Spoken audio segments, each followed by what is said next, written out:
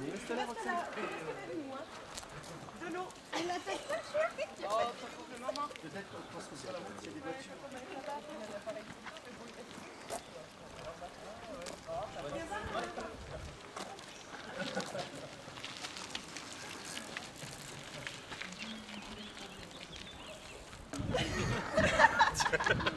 On dirait dessus à chaque fois. Il y a un sniper, Ah, ça y est, ça commence.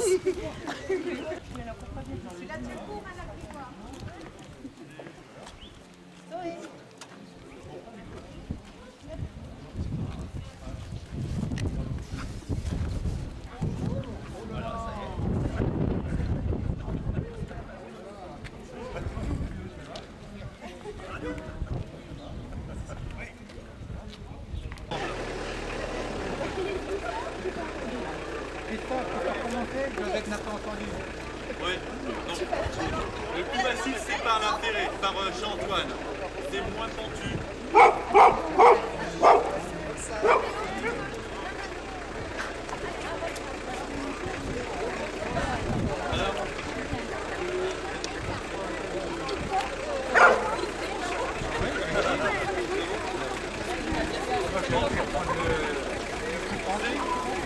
C'est Joël qui va prendre la tête de la vanne en direction de la ferry dans la voie la plus vous emmenée par la Croix des Vignes.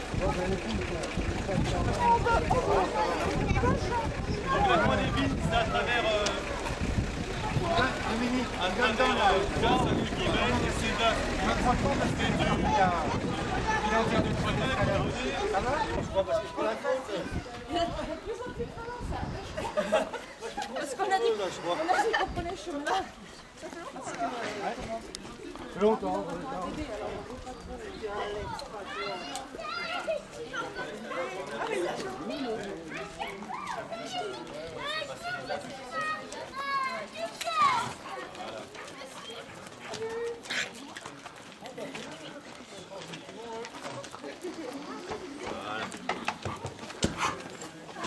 Oui, mais là c'est encore pire.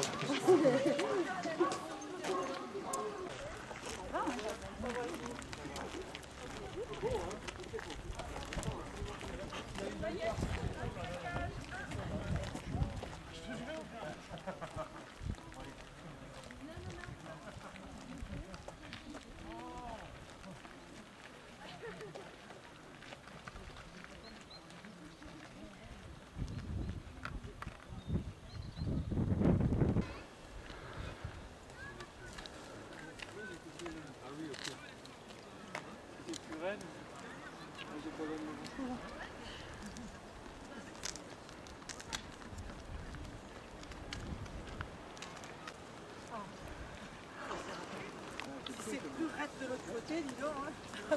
Je deviens.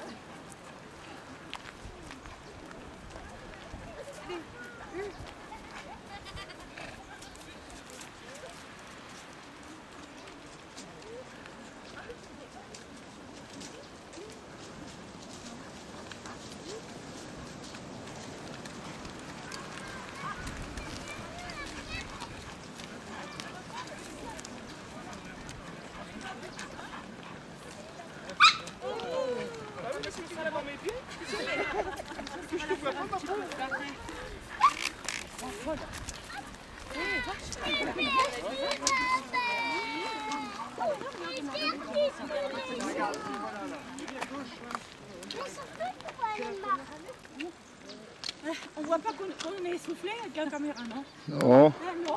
Ah non. on l'entend, c'est tout. On l'entend? Bah oui.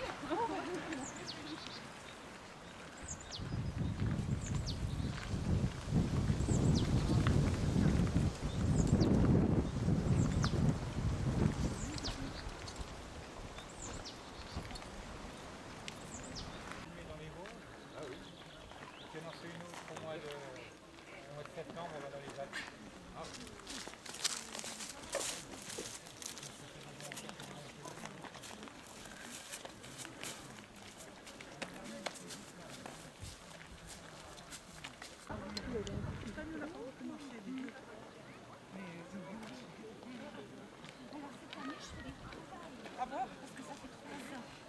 hier. J'étais resté tout à l'heure. Mais je peux déjà te dire la date si tu veux. Oui.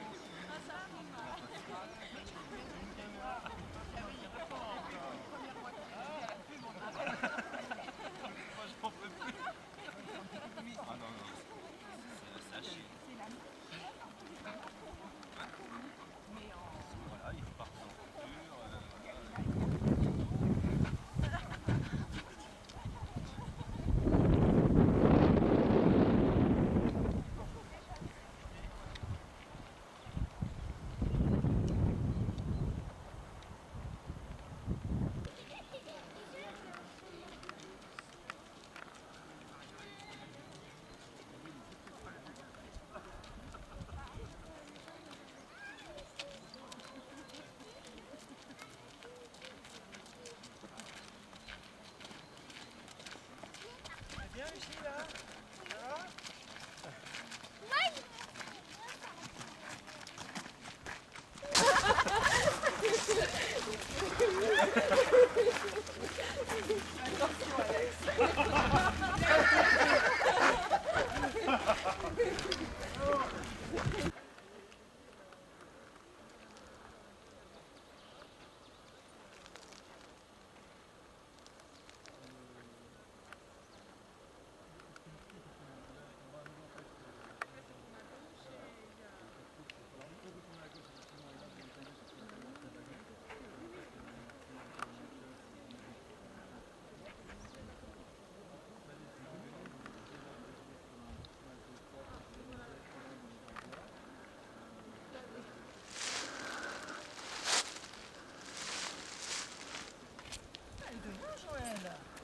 Ah, c'est le chien qui traîne. Alors, qu'est-ce qu'elle m'a dit?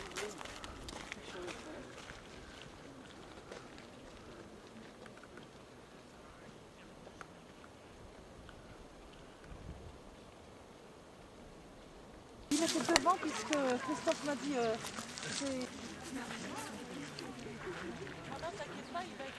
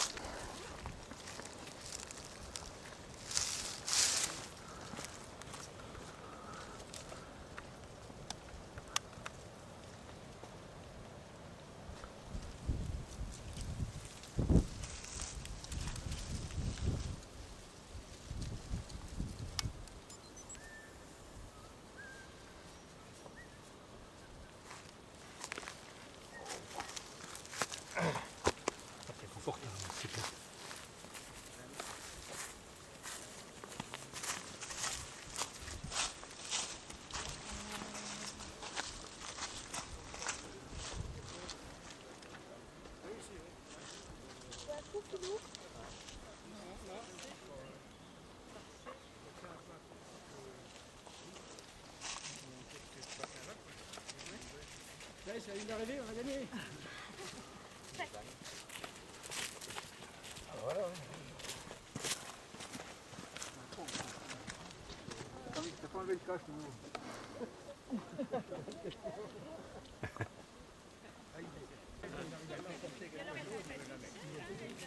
Vous êtes parti à quelle heure, le boulanger? On sait pas non. Alors il n'y a pas de choix à dire, moi je continue tout seul. Ouais.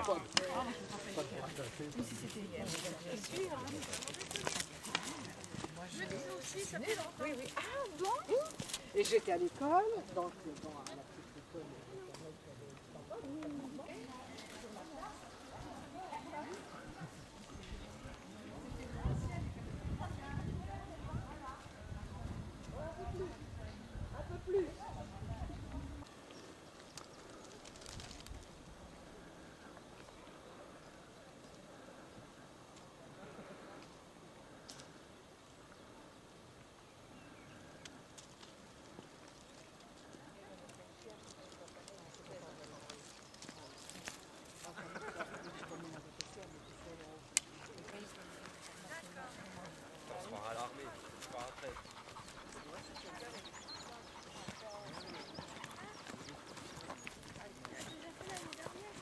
Oula, attention. Grand sportif.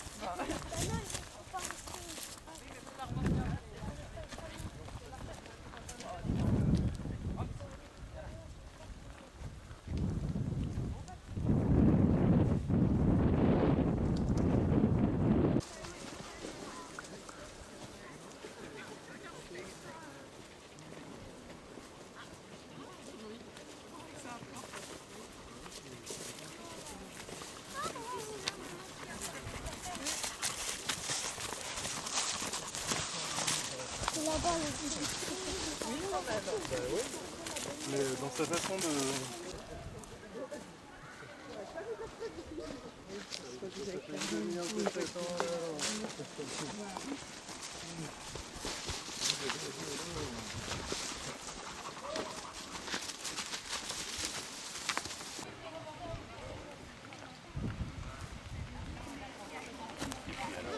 Y aller quand même.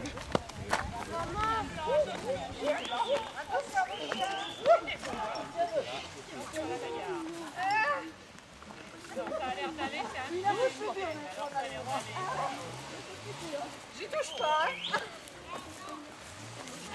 Non, c'est un chien, ça risque pas de se bagarrer quand même.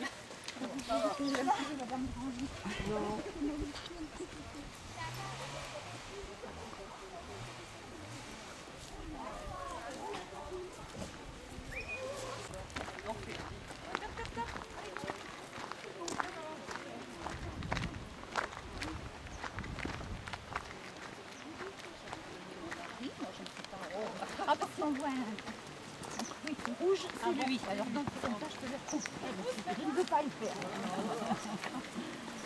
Voilà, ben, nous sommes arrivés. J'ai l'impression qu'ils sont en train de rénover. Ou alors c'est...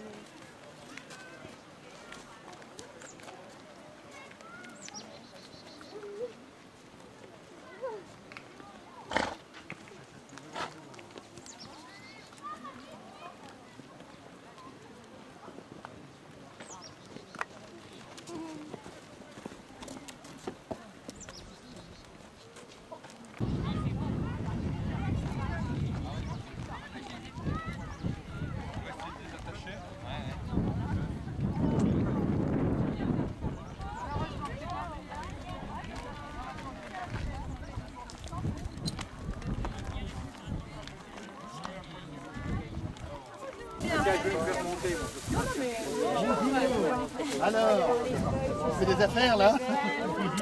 Bonjour madame. Alors qu'est-ce qu'il y a? Famille. Ah oui, tout à fait. Non mais pour demain, pour demain.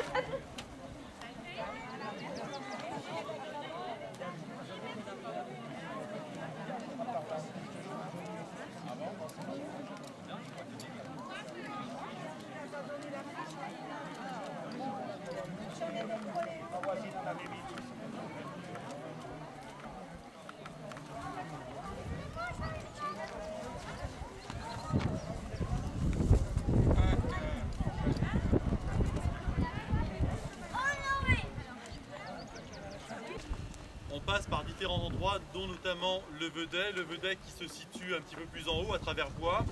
Le Vedet, en fait, c'est à l'origine une ancienne tour de guet sur l'ancienne voie romaine secondaire de Moiron, qui a été transformée ensuite en prieuré de jeunes filles qui dépendait de l'abbaye de Coulangy.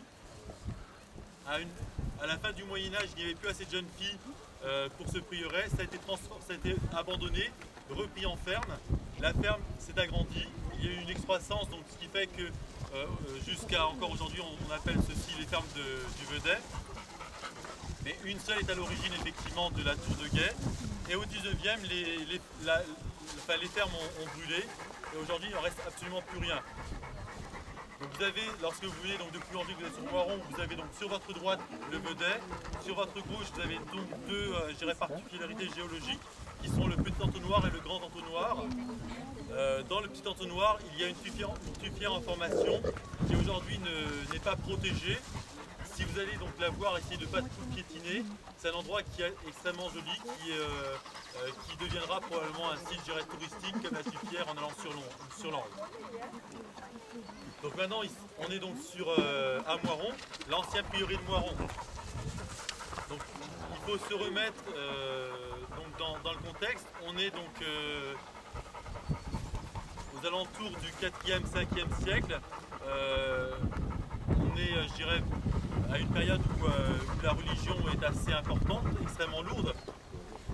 On a en Italie un duc qui va abandonner toute sa fortune pour se retirer et faire de sa vie pénitence. Et il va errer à travers, par Montbres et par Vaud, et il va atterrir donc, à Moiron, donc ici dans ce val, qui est à l'origine une vaste forêt où il n'y a absolument rien. Il va faire donc vœu de pauvreté. Il va être le berger de porcs ou de moutons de certains seigneurs des alentours.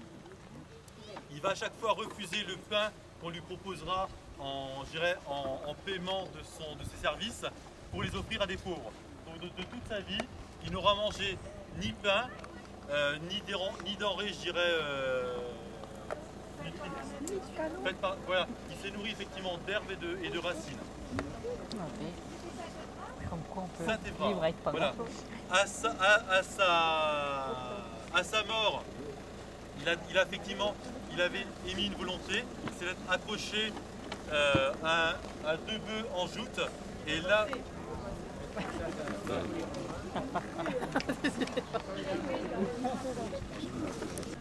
se sont arrêtés, il a demandé effectivement à ce qu'ils soient enterrés. Les bœufs se sont arrêtés un petit peu plus haut, où il y a la chapelle, et il était enterré donc ici. Sa sépulture effectivement était extrêmement grossière, hein. Ça a été tout simplement un trou en terre, une croix de bois. Les années ont passé, et jusqu'à son nom, tout a été oublié. Et puis un jour, un jeune homme des environs, dans la trentaine, s'est trouvé mal, et puis effectivement a péri. Il a demandé effectivement à être enterré dans ses environs. Et on a creusé un trou en terre, exactement là où Saint-Évrard avait été enterré. Donc on a retrouvé des ossements, on a fait des recherches, donc là on est aux environs du 11e, 12e siècle, à la période effectivement où on a encore quelques croisades. On a donc retrouvé effectivement l'histoire de Saint-Évrard, et là effectivement l'évêque de Langres, propriétaire des lieux, a fait élever une chapelle. Donc là c'est l'histoire qui semblerait l'origine du prieuré de Moiron, du prieuré Saint-Évrard. Une autre origine en attribuerait la fondation à 3 frères du Val des Écoliers, donc qui se situe sur Chaumont, qui se seraient détachés et auraient construit donc à cet endroit un hospice. Quoi qu'il en soit, l'une ou l'autre, on a effectivement un bâtiment qui est construit ici, qui a pour principale caractéristique d'accueillir comme tout hospice, des personnes, donc leur offrir l'hospitalité. Donc hospice n'a pas la même racine que hôpital. On ne soigne pas, on accueille, on nourrit, les gens sont ici de passage. L'endroit prend de plus en plus d'importance, et lorsqu'on aura effectivement le pèlerinage de Saint-Jacques-de-Compostelle qui va commencer à se mettre en route, Moiron deviendra un lieu de halte sur le pèlerinage, pour le pèlerinage de Saint-Jacques de Compostelle. Et on le retrouve dans les armes de Saint-Jacques avec les 2 coquilles que l'on a ici. Quoi qu'il en soit, l'endroit prend de plus en plus de ferveur. On dit même que l'eau de la source qui coule en contrebasse soignerait des maux. Le pèlerinage commence à s'installer et puis on va commencer à retrouver une certaine tradition qui est la tradition du pain d'épices. La tradition du pain d'épices, pourquoi? Parce que Saint-Évrard n'avait durant toute sa vie jamais mangé de pain. Et donc on va commencer à vendre du pain d'épices ici et les catholiques, les personnes, les pèlerins qui venaient effectivement le lundi de Pâques se recueillir à Saint-Évrard, achetaient du pain d'épices et venaient offrir le pain d'épices à Saint-Évrard et faisaient un vœu. Donc des vœux qui étaient guérir de maladies, guérir de maux ou trouver l'amour. Donc ce que je vous conseille de faire si vous voulez renouer avec la tradition, c'est donc acheter du pain d'épices et l'offrir à Saint-Évrard et faire un vœu. Donc ça c'est l'origine. Ce serait pas mal aussi. Voilà. Et donc le pèlerinage a été extrêmement, je dirais, prisé à une certaine époque. On avait principalement les 8 communes aux alentours qui y participaient, plus effectivement d'autres personnes qui venaient parce que le pèlerinage était réputé. Et puis avec le temps, ça s'est perdu, ça s'est transformé en fête païenne. Ça a été effectivement l'occasion pour, comme l'a dit l'an dernier Madame Ruineau, pour les jeunes des différents villages de pouvoir se rencontrer effectivement, les jeunes filles, les jeunes gens de pouvoir se rencontrer, éventuellement s'épouser. Et puis, la preuve, effectivement, Madame Robineau. Et puis avec le temps, surtout avec le XXe siècle, la déruralisation, le pèlerinage a perdu de sa vigueur. Dans les années 20, on perd effectivement, je dirais, de la foi catholique, donc le côté, je dirais, catholique c'est perdu. Dans les années 70, à Poulangy, on a complètement perdu la trace de Saint-Évrard, jusqu'à l'an dernier où l'association a repris, donc, a retrouvé la route de Saint-Évrard. Donc voilà. C'était pas seulement, c'était aussi c'était tout à fait, oui. Tout à fait, j'ai bien dit. Les 8 communes aux alentours, effectivement, se réunissaient effectivement le lundi à Saint-Évrard. Alexandra ou Virginie, vous racontez l'histoire du pain d'épices? C'est sur les petits feuillets? Donc vous avez normalement eu des petits feuillets qui vous retraçaient l'histoire du pain d'épices. Voilà. En tout cas, merci beaucoup. Et j'espère vous retrouver l'année prochaine.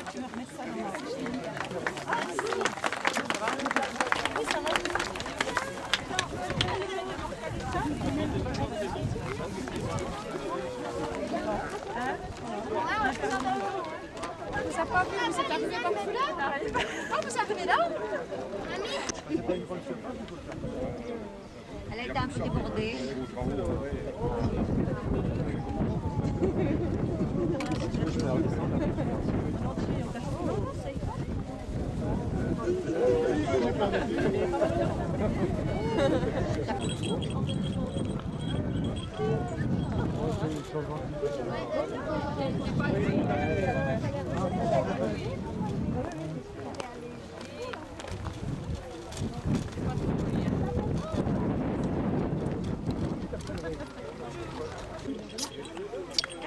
Oui, bah oui. T'as l'air d'avoir tout mis à pied. C'est chaud, moi.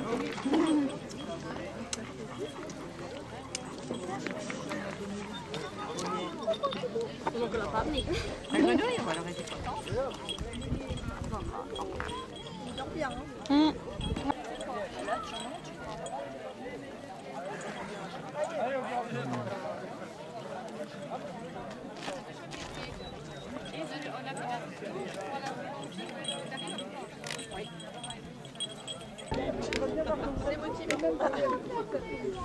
Je sais pas si c'est le vrai nom.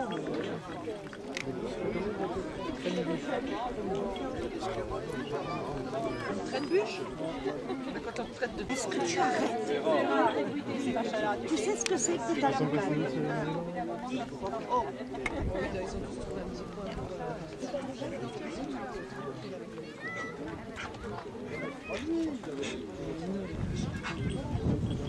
Bah, un petit... Oui, oui, non, mais c'est pas grave, on aura l'impression d'être fait. Ah oui, alors là, au moins, ça y est, là. S'il vous plaît, je peux simplement vous demander de vous regrouper, simplement de façon à faire une photo pour la presse. Photo souvenir.